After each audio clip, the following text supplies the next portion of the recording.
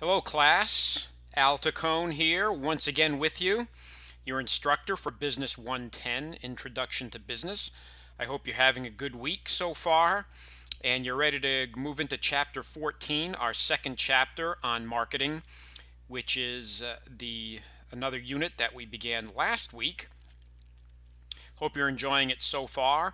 In week one, we talked about marketing in terms of getting products to consumers and the match there is between what consumers want and what we should produce to meet those needs and wants. And this week we're going to progress further into talking about and learning about, I should say, not talking, hopefully learning about developing and pricing goods and services. So once we determine what the consumers want and need, we're getting into the phase now where we actually get into development of the products and services and how to price those goods and services. So with that, let's take a look at the objectives for Chapter 14. We'll learn how to describe a total product offer. That's a pretty good chunk of the first part of the chapter. Identify the various kinds of consumer and industrial goods. We'll compare the two. Summarize the functions of packaging. We'll look at branding in terms of what the differences are between brands, brand names, trademarks, and we'll show the value of branding, hopefully, once we're all done. We'll look at the steps in the new product development process from beginning to end. We'll look at the product life cycle, which is really at the heart of what we do, which is what happens to a product from the time it's developed right on through the time possibly nobody wants it anymore, or we revitalize it, reinvent it, however you want to describe that, in terms of making sure that we still have a viable product that customers want. And we'll finish up with pricing objectives and strategies. In terms of starting off our discussion on marketing in terms of product development, we're going to examine what is meant by the total product offer and the components of the total product offer. It all begins with value, and you can see here, according to the American Marketing Association, value is the foundation of marketing. Consumers have to be able to find value in what it is that we're trying to sell. Otherwise, the likelihood of them purchasing it is very slim, if not non-existent. We have to adapt our products to markets, and product development is the key, obviously, here, because in order for a customer to see value in what it is that we produce, we have to be developing products that we have as a result of what we learned in the last chapter in terms of our research and development and all the various ways that we determine what is going to be sellable to the marketplace. By definition, value is good quality at a fair price, meaning customers will buy something as long as they feel that it's of quality and that the price is fair, which goes back to what we studied in marketing and the basic premises behind supply and demand. Consumers are not going to buy anything, just anything, like they did just post World War II. They actually have to see that the product has some quality, it's something that they need, and that it's a price that's going to be palatable to them. The total product offer is everything the consumers evaluate when deciding whether to buy something.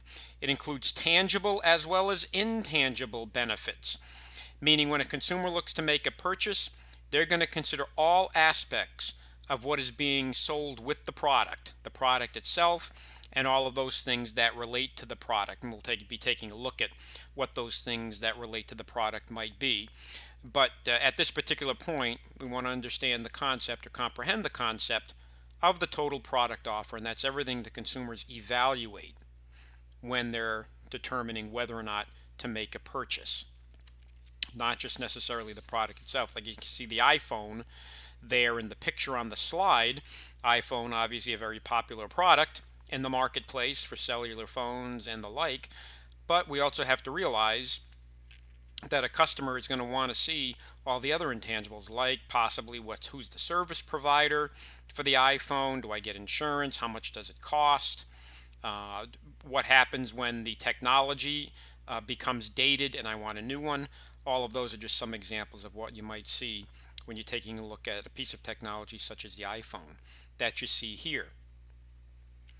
Here are some potential components that are depicted in this slide, this picture of a total product offer. And you can notice the four big areas are price, brand name, convenience, and the package. And we'll be looking at these as we progress throughout the chapter because they are all the components of what makes up what the consumer is going to consider when they are in that process of deciding whether or not to buy a product or service. And you can see here the way the slide is set up in terms of the four quadrants. Like, for example, the brand name may relate to also the service that you get, how quickly you get it. I know one of the popular aspects of Amazon is even if you purchase something with the basic shipping and handling, you tend to get the product very quickly, just as an example. But other things, the price, store surroundings, any guarantees that you get, the package, past experiences that a buyer has had with the product, etc. All of these are quadrants. The four quadrants each are related in terms of what's in those quadrants, but really they all stand alone.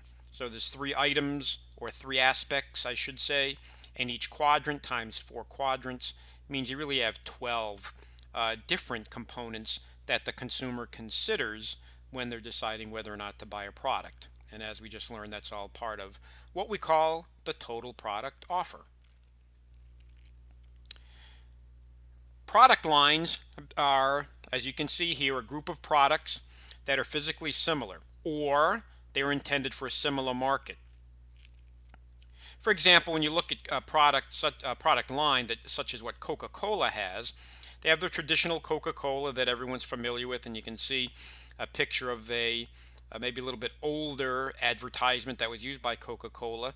But there's Diet Coke, Coke Zero, Cherry Coke. I've even seen on the shelves, I think, Lemon Coke or Lime Coke, something along those lines, both in diet and regular. And it's a brand. It's what happens here, or what Coke is banking on, is that people are going to buy because of their name. They're very familiar and satisfied with the product Coca-Cola. So they branch out, they develop, or they extend their product line to similar products. In other words, they're all cola products in this particular case, and similar markets. Market being those people who would enjoy or do buy soda products, in this case, more particularly Coca-Cola soda products. So that's what a product line is. The product mix, on the other hand, is a combination of all of the product lines offered by a manufacturer. In other words, they might have a number of different lines all under the same company. You can see the example here for Procter & Gamble, who has a very extensive product line. And you can see some pictures of them on the slide here, but they have product lines that include toothpaste, cosmetics, diapers, batteries, bars of soap, that are all part of the company Procter & Gamble. If you'd like to see a little bit more about the product lines, or the product mix, I should say, of Procter & Gamble, which encompasses all of their product lines, you can either click on, if you go to the PDF version of this presentation, of the PowerPoints in Blackboard, or if you go to www.pg.com, you will get to the Procter & Gamble website, and you can see all of the different product lines that make up the Procter & Gamble product mix. You can see some of the pictures there, though it's kind of hard to see, but Crest toothpaste, for example, Safeguard soap, etc.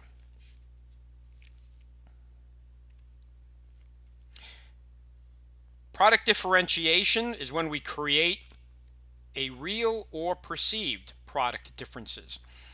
In other words, marketers will use a mix of different elements of the marketing mix, such as pricing, advertising, and promotion, different types of packaging, to create different images in the consumer's mind. Now, for example, bottled water is bottled water. I mean, there may be some slight differences depending upon where the water is harvested, but really it's what we would call a generic product or a homogeneous product. It's all the same. Aspirin is all the same. How it's packaged might be different, whether or not they sell it in capsule form or with a shell coating. Excuse me, or as you can see here, the old-fashioned way, which is just a powder that's pressed. Laundry detergents, shampoos, really all the same. in terms of what they do for the consumer, but how they are marketed to the consumer is what convinces individual consumers to purchase one versus the other. Another one here you don't see is gasoline, for example. Just to give you an idea of that particular marketplace, when I was managing an oil company and we had a number of gas stations that the company owned, really gasoline is a homogeneous product. So it didn't really matter where you bought your gas from. Excuse me, we happen to be a mobile franchise. Before that, we were Getty. Now, they don't have Getty in the West Coast, but we do have Mobile. This was in the East Coast when I was there. But really, gas is homogeneous, so it didn't matter where you got the gas from. It all came in on the same barge and was picked up in big trucks and delivered.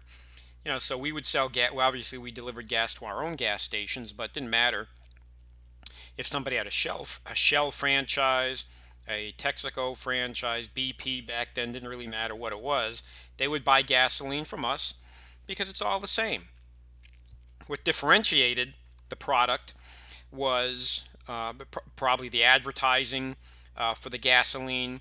I remember it sometimes used to have giveaways at special times of the year where customers might be more enticed to come in. But really, gasoline prices don't fluctuate that much from station to station or company to company unless they're in very specialized locations.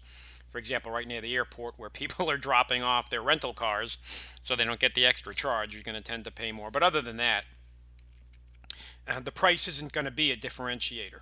Excuse me. It's going to be how we convince the consumer to actually buy our product over somebody else or somebody else's products. I'm going to spend a little bit of time now taking a look at the various kinds of consumer goods, and we're actually going to compare consumer goods to industrial goods. There's many more categories of consumer goods than industrial goods.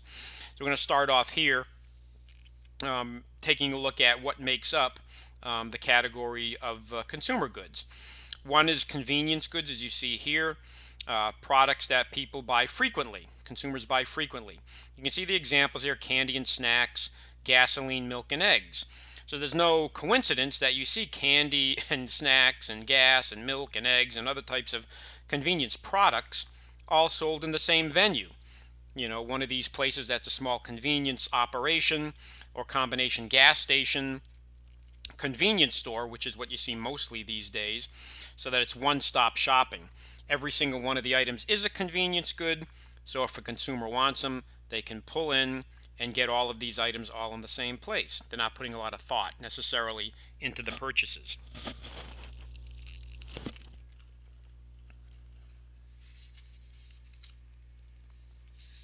Shopping goods and services, a little bit different than convenience goods.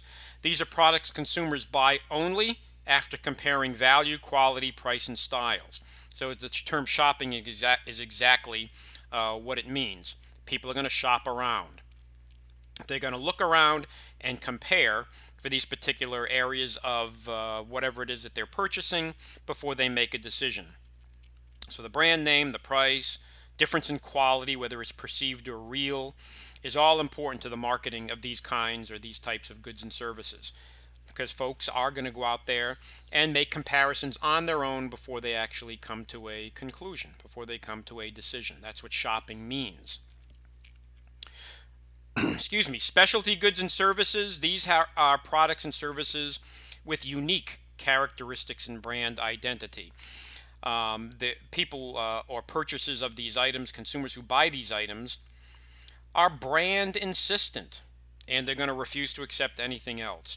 For example, if you want a Rolex watch, you believe there is no substitute.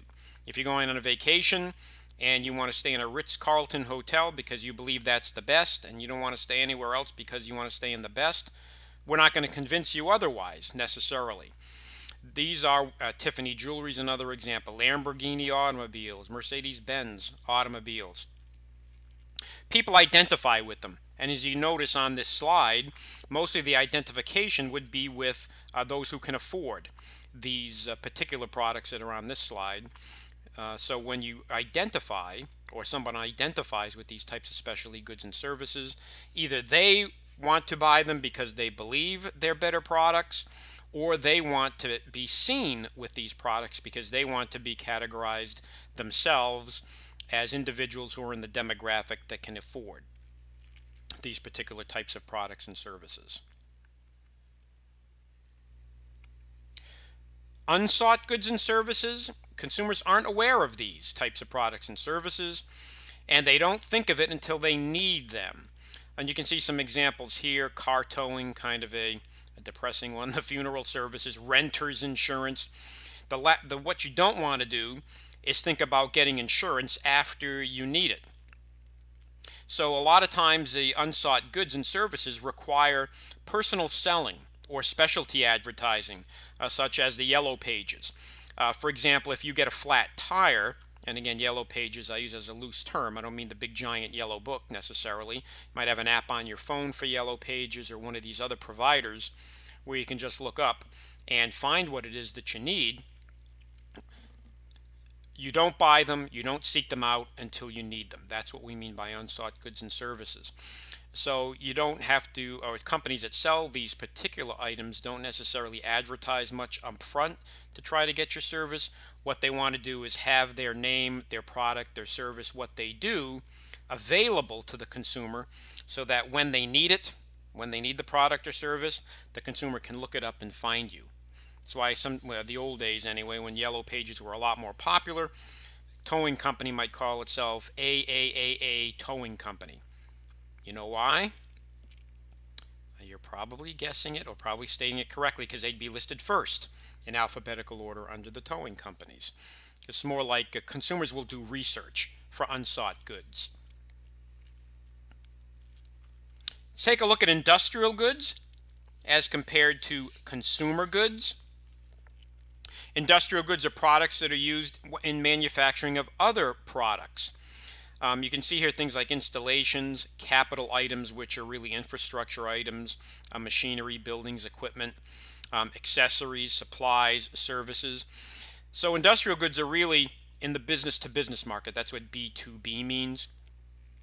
Products and services are sold in that particular market, meaning a business is buying products and services from another business. That's what we mean by the industrial market. Totally different type of marketing. Most of the time, a business, if it needs something from another business, they're going to find it much like the unsought goods would be found by a consumer, or the business that is looking for other businesses to buy from them might seek out the potential buyers and do some direct marketing, some direct selling, some personal sales calls, and so forth.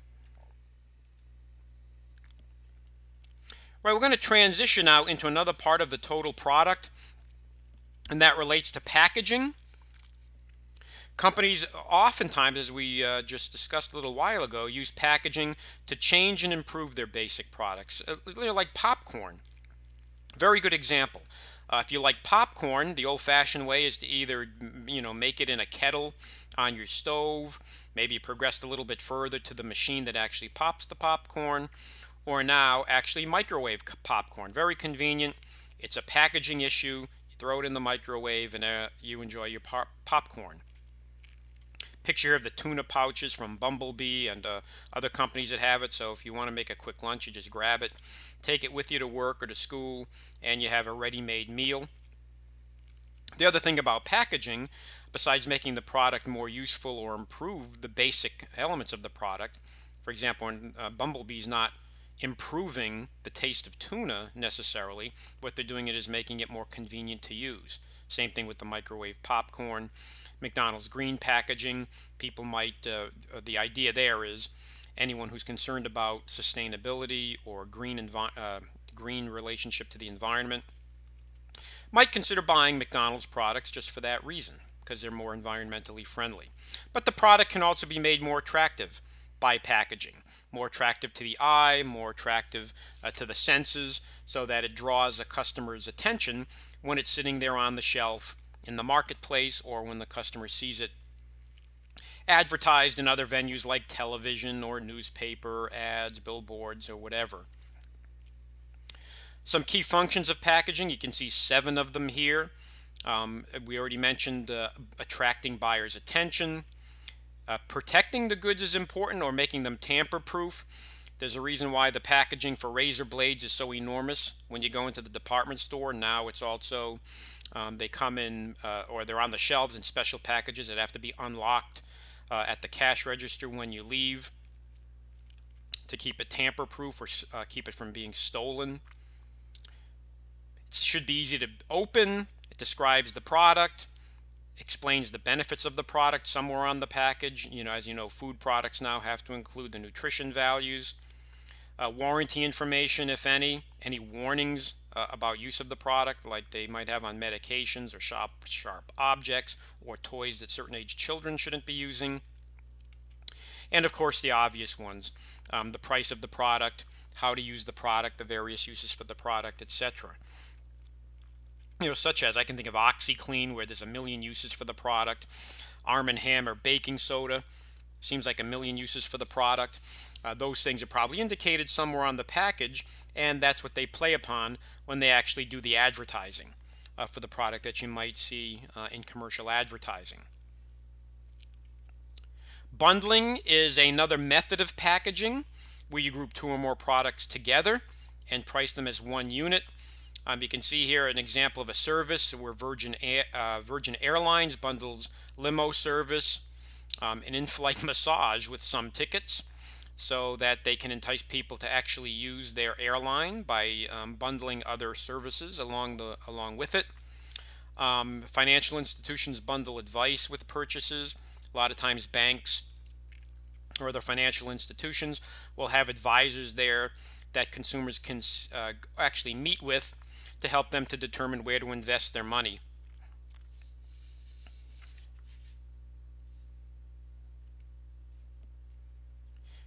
Let's take a look at branding as another part of the total product. A brand is a name, symbol, or design that identifies goods or services. A trademark is a brand, but it's registered with the federal government, meaning that company that has the trademark, its brand may not be used by anybody else. The design, the brand name, they're trademarked. The federal government has given the exclusive rights for that brand and the design to the company that owns it. Some examples besides what you see here for cereal, which is very recognizable. The Nike swoosh, that logo that they use. The Pillsbury Doughboy. The Apple, I call it Apple's Apple. The Apple logo or trademark. All you have to do is see that trademark by Apple, and you know that that's an Apple product, and nobody else can use that logo, so it cannot be confused legally. Otherwise, it's a violation or infringement on trademark, which the company can take a legal action to rectify. Some key brand categories, a couple here. Manufacturer's brands. Those are brand names a manufacturer uses that distributes the product nationally. And a dealer or private label brands, those are products that carry a retailer's or distributor's name instead of the manufacturer. For example, you see here Peanut Butter Crunch Attack that's produced by a particular company, and what happens is whoever buys the product actually puts their own name on the product. This one I'm not that familiar with, the Peanut Butter Crunch Attack, but I can give you some other examples. Manufacturers brand examples: Ford Motor Company would be an example. Microsoft, Xerox. Those are all manufacturers brands. If you buy Windows for your computer or Office, 2000, whatever year we're up to, 2010, I think is still what we're up to, maybe a newer one, I'm not sure. But those are actually manufacturers' brands. You buy directly from them, Xerox products, etc. But a dealer brand, for example, would be Kenmore. In other words, Kenmore from Sears, which is their appliance line. Sears actually sells the product. They slap the Kenmore label on it, and that's exclusive to Sears. So somebody manufactures the washers, the dryers, the stoves, etc., refrigerators. The Kenmore name goes on it. That's associated with Sears because that's what Sears or House Sears brands its appliances. Some other key brand categories: generic foods. They're not what we call non-branded products, and usually they're sold at a discount. kind of the no-name product, and that's because the company says, oh, let's save some money. Rather than spending a lot of money on the branding, which means I'm going to be required to make special packaging, make sure all the advertising matches, etc., which is costly, we'll just sell generically, a white package with the name on it. Knockoff brands you want to stay away from. You don't want to be selling knockoff brands. Those are illegal copies of national brands. Somebody takes takes an idea or takes the exact product, makes a replica of it, and tries to pass it off as the brand. I'll never forget, kind of a funny story. When I was younger, somebody gave me what I thought was a Rolex. I looked at it and said, oh my God, this is a Rolex. You must be kidding me. Why would you be giving me a Rolex? Well, come to find, I didn't know anything about Rolex. I was in my 20s, but I knew it was a popular watch, very expensive watch. And then when I was wearing it so proudly, somebody said, that's not a real Rolex. I said, what do you mean? He said, well, look at the second hand. The real Rolex has a sweep hand. It doesn't tick. The one I had did the tick, tick, tick, tick. With the second hand, and they said that's just I don't know if they used the term knockoff back then, but I come to find out the person who gave it to me bought it from a street vendor. I think it was in Atlantic City for like $25, whereas a real Rolex, the kind that they gave me, which was probably like at that time a $5,000 to $10,000 watch. And I should have known better. They weren't giving me an expensive watch, but you want to think the best. Kind of embarrassing when somebody else notices you wearing the fake Rolex. And I learned a lesson. I actually think I still have the watch somewhere. Looks good, but it's a knockoff. Obviously, you're not buying a Rolex for $25. What companies try to do with their branding is establish brand equity and brand loyalty. Brand equity is a combination of factors: awareness by the consumer, loyalty, the perceived quality of the product and service, the images of the product and services that the consumer has in their mind, and the consumer's emotions about the product.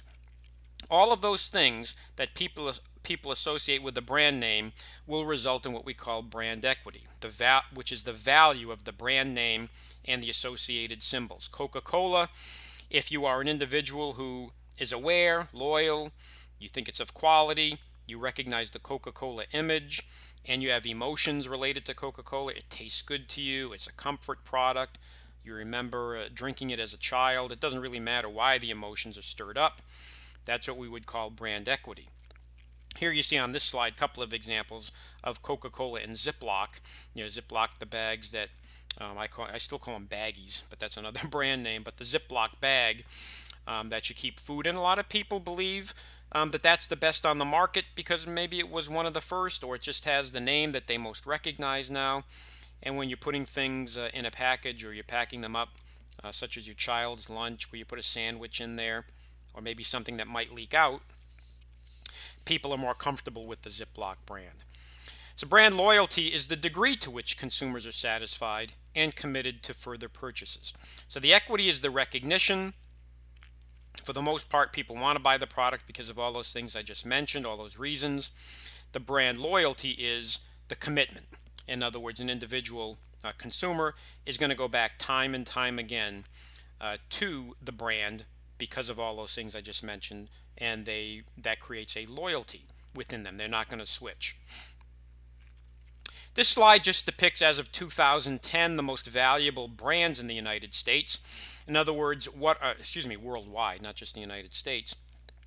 These are the 10 most valuable brands according to Forbes magazine. As you can see here, 6 of the most valuable brands are tech companies. And that's probably because of the tech-hungry world that we live in. Individuals seem to want to and must have the most recent, the newest, the best technology. As you can see, Apple being the most valuable brand in the world, followed by Microsoft, then Coca-Cola, probably no surprise. Actually, looking at this list, no surprise. In terms of internet, Google, McDonald's for fast food, General Electric for appliances, Marlboro for cigarettes. I'm still amazed by branding and the fact that a cigarette manufacturer could be in the top 10 in this day and age that we live in. We're also, I guess, supposedly health conscious. Intel and Nokia, very famous companies for their phone products.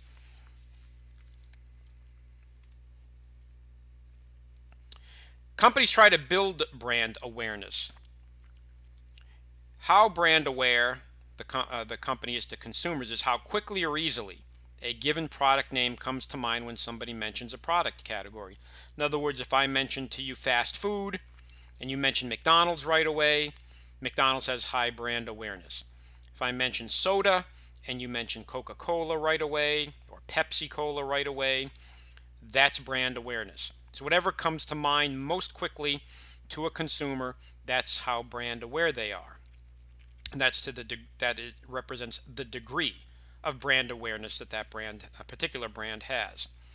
Consumers may reach a point of preferring brands, meaning they prefer one brand over the other, and then they possibly might get to brand insistence. They won't accept substitutes.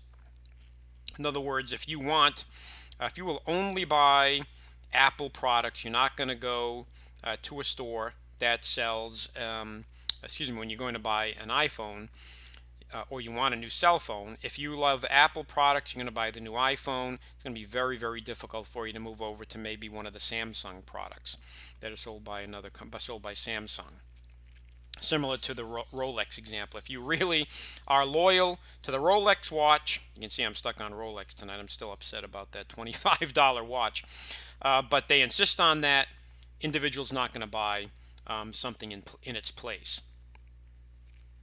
Brand association is linking a brand or other favorable images like celebrity or geographic area. For example, if you use a popular celebrity or celebrities to advertise your product, that means that the consumer may buy your product because they like the celebrity that's advertising it. May have very little to do with the product itself. Or the geographic area, the location of the product. Vacations, for example, selling vacations to certain parts of the world because they are geographically favorable. Or geography can also be you sell a particular product just because of the location and what the people might want. For example, McDonald's restaurants sell different types of products overseas out of their stores than they might in the United States, and even within the United States. In the South, they may sell different products than are available in the North or the West, etc. The brand manager is the person responsible for all of this. They handle all of the elements of what we call the brand's marketing mix. We talked about marketing mix last week: product, price, distribution, and place. Product, price, and distribution. The new product development process from start to finish involves these 6. Give you a chance to take a look at those. These are the various steps, if you will, in terms of product development. We're going to look at them one at a time now, but you might remember some products like green ketchup, and remember it's kind of dated now, but the new Coke years ago in the 80s, Coca-Cola messed with its formula and it was a disaster. So was green ketchup. New product failure is not uncommon. It's very common, as a matter of fact. And companies do fail on occasion to properly manage their new product development process. Why Coca-Cola wanted to mess with their formula back then, I have no idea, but there was such an outcry. They brought the old formula back, and never to be heard from again was the new formula. I might be dating myself a little bit there, but if you take a look or do a little bit of research, you'll find out about what happened when Coke tried to change its formula back in the 80s. Okay, let's take a look at the process itself, bringing new products to the market. Product screening, that reduces the number of new products a firm is working on to focus on the most promising. So what you do, a company has to make a decision. If we have a whole bunch of products we're working on, let's eliminate the ones that are less promising, have less potential to be profitable for us, and focus on the ones that are. The product analysis focuses on the cost estimates and sales forecasts. So if you're doing product analysis, you're trying to determine how much the product is going to be cost to produce and what the forecasted sales are. If you ever watch, again, one of my favorite shows, Shark Tank, on ABC, and I think sometimes on CNBC, reruns at night, they talk about this a lot. They want to know how much does the product cost to produce, how much are you selling currently, and what are your forecasts for sales in the future, because that's how you value a company. It's really based upon not just the assets versus the liabilities that the company has, and we'll be talking about finance a little bit later on in the course, but it really has to do with the potential for sales versus how much it costs to produce those products and services. Then you do some concept testing, which is to take the product idea to the consumer and you test their reaction. Bring people in focus groups, go out into the public, do surveys. Actually, if it's a food product, for example, let them taste it. You get some feedback. And if all works well and you feel like the potential is there at this point, you commercialize. That involves your promotion. Promote the product to distributors, those people who are going to get your product to the retailers or to the consumers, and you develop your promotional campaign. Some of the things we talked about last week regarding advertising.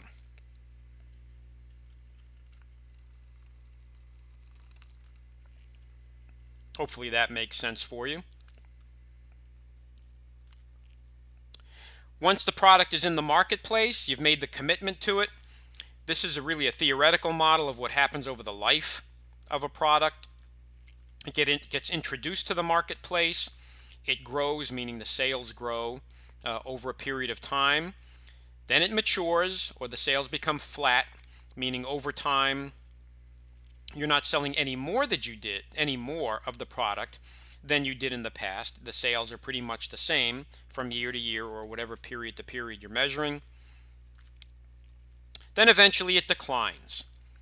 People don't want the product anymore. The consumer has found something else to satisfy their needs. The product becomes outdated for whatever the reason, cultural differences, societal differences, technology changes, etc. People don't want the product anymore, so it just goes away. Or it should go away because the sales are declining. I shouldn't say it just goes away. The company has to make that decision once the product gets to that stage. In terms of pricing the product, really you want to make sure that you have some return on your investment. Now, what that return on investment needs to be really depends upon who you are as the person doing the selling or as the business owner.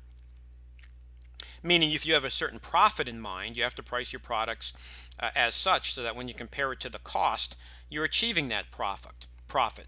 But also, you want to build traffic, which means customers are buying your product, achieving greater market share, which means people are buying your product in greater quantities over your competition. You're creating an image. Pricing has an image with it too. You have to keep in mind that if a product is priced higher, and we talked a little bit about this or discussed it. I keep saying talk, but it's on video, so we're not really talking. I'm talking at you. But back in chapter 13, sometimes if you price the product too low, consumers perceive it as being cheap. So I mean, then the product is cheap. And furthering social objectives, meaning in the short and long run, people may find that they're willing to pay a higher price because it gives them a better status with their friends, their relatives, and whoever they are in their social circle.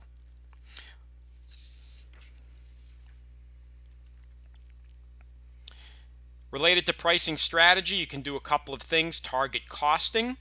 Design a product that satisfies customers and meets the firm's target profit. So you're doing two things there. You want to make sure you hit the target profit that you want, which means you set a price that's when you compare it with the cost, you're earning the profit you desire. And competition-based pricing. Here you're pricing your product based upon what your competition is charging. So what you want to do here, if you're using a competition-based pricing strategy, is you're comparing the price that you sell to what your competitors sell, and you have to be below. But it is possible to use the strategy that you want to be above because of what I just mentioned a few minutes ago, and that is you want to have people think that your product is of better quality. So pricing the product higher as compared to your competition may actually result in people buying from you for that very reason. So again, all part of pricing has to do with, again, what your consumers are willing and able to buy. And remember that very first slide we had up there, it's all about value. to the consumer. So the value in relation to the price is really what's going to sell the product. We're going to look a lot more at finance in the coming weeks, and when we look at financing in general about businesses and how they're run. But this is what we mean by costing to make a profit, or potentially. Break even means that your sales, which is revenue, equals your costs. In other words, everything that you sell in terms of dollars equals everything you spend. So if it cost you $2 to manufacture and get the product sold, which is your overhead, your fixed costs, which we'll talk about in a moment here, your variable costs, everything that it costs you in totality to produce the product equals how much you sold it for. You've broken even. In other words, you haven't made a profit. Part of your costs are the fixed costs that remain the same no matter how much you produce. Your mortgage, your insurance potentially, rent if you rent the facility. All of those are fixed costs. Your salaried employees.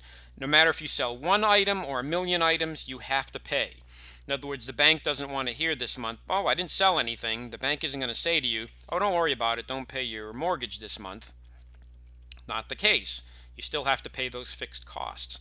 Variable costs, on the other hand, change according to the level of production. If you can just envision something as simple as electricity, if you're running a manufacturing facility that uses machinery that runs by electricity, obviously the more the machines run, the more electricity you're using. That's a variable cost. Your waged employees, the people that are paid by the hour, the more hours that they work, the more that you're going to be paying them over time. The more hours they're working is because they're producing more product. Those are variable costs, and unfortunately when it comes to waged employees, one of the things that a company will do often to cut costs to try to get them beyond break even, which means you want your revenue to exceed your costs, is they lay off the waged employees. Because they are variable costs, those can be cut, as opposed to the fixed costs that is very difficult, if not impossible, to cut. Like I just mentioned, the mortgage, the insurances that have to be paid, and the like. Much more on finance a little bit later on in the course, but that gives you an idea of what we mean by pricing your products in such a way that you have to target, if you so desire, a particular profit margin or profit level. If you're breaking even, you're not making any profit. Obviously, if your revenue exceeds your costs, you are making a profit. And if your costs exceed your revenues, that's a loss. Okay, we'll wrap up this particular chapter by looking at a couple of, or actually 3 different pricing alternatives: skimming, penetration, and everyday low pricing. Skimming means you're going to price new products high to recover the costs and make high profits while competition is limited. In other words, if you enter the marketplace where there's limited competition, your strategy might be, I have a very popular product, let's price the product high, make all the money we can, all the revenue, all the profits we can now, before people don't want the product anymore, or before competition comes in and they grab some of my market share. We'd call that skimming. Make the money while you can. A penetration price strategy says we should price our products low in hoping to attract more buyers and discourage other companies from competing. So if we price our product low enough, it'll get a lot of buyers. That's a strategy. And it will discourage other companies from competing with us, because they might look at our price and say, oh, I can't compete with that. I absolutely can't compete with that low price, so I'm not even going to bother to try.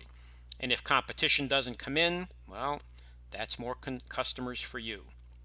And finally, everyday low pricing, EDLP. You set prices lower than competitors with no special sales. In other words, a company like Walmart will do everyday low pricing. They will set prices that they guarantee are lower than their competitors every day. We don't have to have special sales because we're priced below. And a lot of companies will guarantee it. They'll say, hey, if you come in and you can find a price that's lower than ours, we'll match the price, or we'll even give you a matched price with some further discount, just because we didn't meet the terms of what we promote, and that is everyday low pricing. So they don't run special sales. They basically just consider their everyday pricing to be lower than the competition. Couple of more to wrap up. High-low pricing, using regular prices that are higher than the everyday low prices, except during special sales. In other words, you'll have an everyday low pricing, regular pricing for some products in your establishment that are higher than your everyday low, and then have special sales. For example, possibly you have higher end items in your store like jewelry or watches, higher end clothing, and then your other everyday low prices lure people into the store. And then once you have a special sale, you might actually lure those consumers to buy something that usually is priced higher because it's on sale. And finally, psychological pricing is where you price products at points that make a product seem less expensive than it is. It's not $10, it's $9.99. Psychologically, that works because the consumer sees that as being less than $10. Of course, not considering the sales tax that they might have to pay, or if they're buying online, the dreaded shipping and handling that goes usually hand in hand with making purchases online. But the psychology of it is, it's a 3-digit price, not a 4-digit price. All right, there's our chapter 14, which in this week was developing and pricing goods and services. I hope you got something out of that. Again, my lectures are basically just to give you an overview. All of the other things that you're doing on a week-to-week basis to learn about the material are really where you're going to gain an understanding of what's expected of you when you talk about the different topics that we're learning. Now it's your job to go forward and complete all of the other requirements for the course for this week. So obviously you're viewing this lecture, if you're hearing my voice and seeing the last slide up there now. But you also want to read your chapter 14, review the online lecture here that you're already done, and you also can look at the PDF version of the PowerPoints that are always available in Blackboard as well with each chapter. View the company profile video in Blackboard. Log into Connect LearnSmart and do your requirements there, which are the LearnSmart assignment, the chapter application, the case study, and your critical thinking writing assignment. And then finally, your discussion board post in Blackboard. Again, I already posted a prompt there for chapter 14.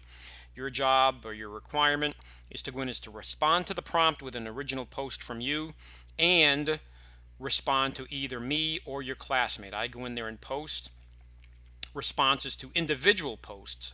So when you go in there and look up anyone's responses to a prompt, you may see my responses there too. You can reply or respond, I should say, to either to get credit.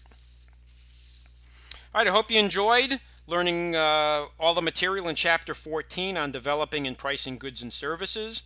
Have a good week completing all of your requirements as usual. I'm always here to help, so contact me anytime. You have my email address and other ways to contact me. Please do anytime. I'm here to facilitate your learning and hopefully help you get through the course learning about all the topics studied in Introduction to Business.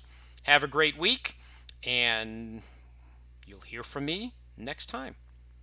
Bye now.